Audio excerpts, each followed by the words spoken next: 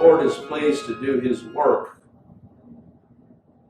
He directs in all things, but you can tell the difference here between one taught of the Lord and one that's just using God's sovereignty as a reason to continue doing what he's doing. There's people that reason that way. They say, well, if God's sovereign, what can I do about it? He's made me what I am. And that is true, but that's not the language of one who's taught of the Lord. One taught of the Lord understands, yes, God is sovereign in all things, and it's God's prerogative to do what he will, and we bow. Here we don't see that bowing. He's just using the Lord to justify what he was doing and saying, to bring doubt in the minds and hearts of the hearers. And so in verse 26, then said Eliakim the son of Hilkiah and Shebna and Joah unto Rabshakeh, speak, I pray thee, to thy servants in the Syrian language, for we understand it. Here they were realizing that Rabshakeh was speaking with a loud voice so that people across the wall and within earshot were actually hearing what he was saying to bring more fear. And these men understood both the Syrian language and the Hebrew.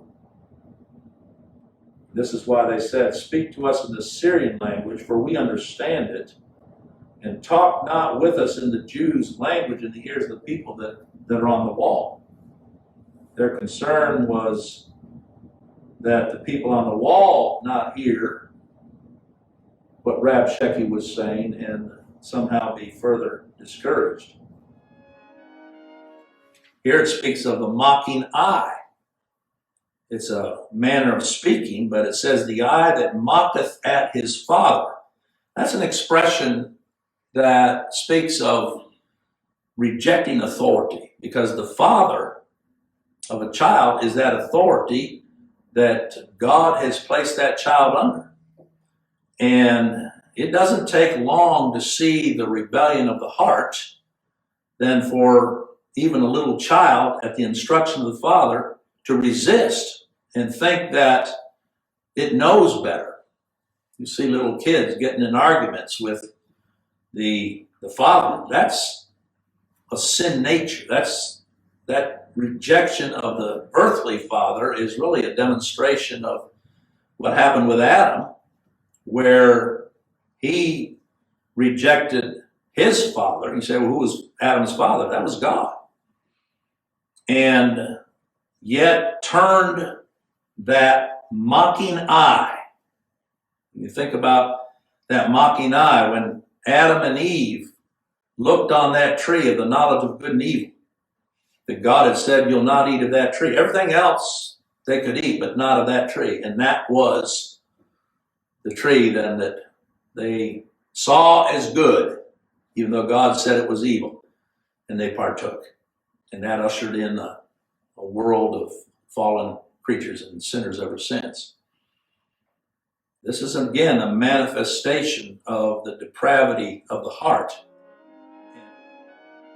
When will a sinner be drawn to Christ and come to Christ and receive the testimony of God concerning his Son? All declared it. He was a religious man, knowledgeable, zealous for his works and religion.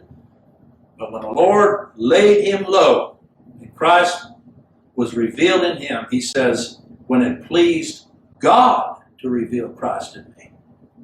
He said, I didn't consult flesh and blood. That's where you get in trouble.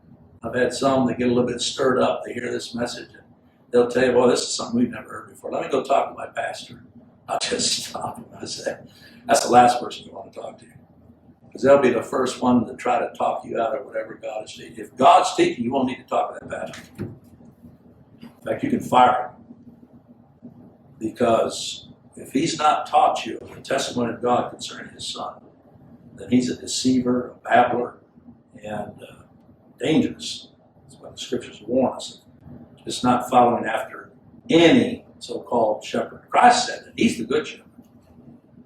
He is the great shepherd. He's the chief shepherd. Many that have gone before him have come over the wall, not through the door. Christ is that shepherd that when he causes his voice to be heard, his sheep come out and follow him. That's a testament of God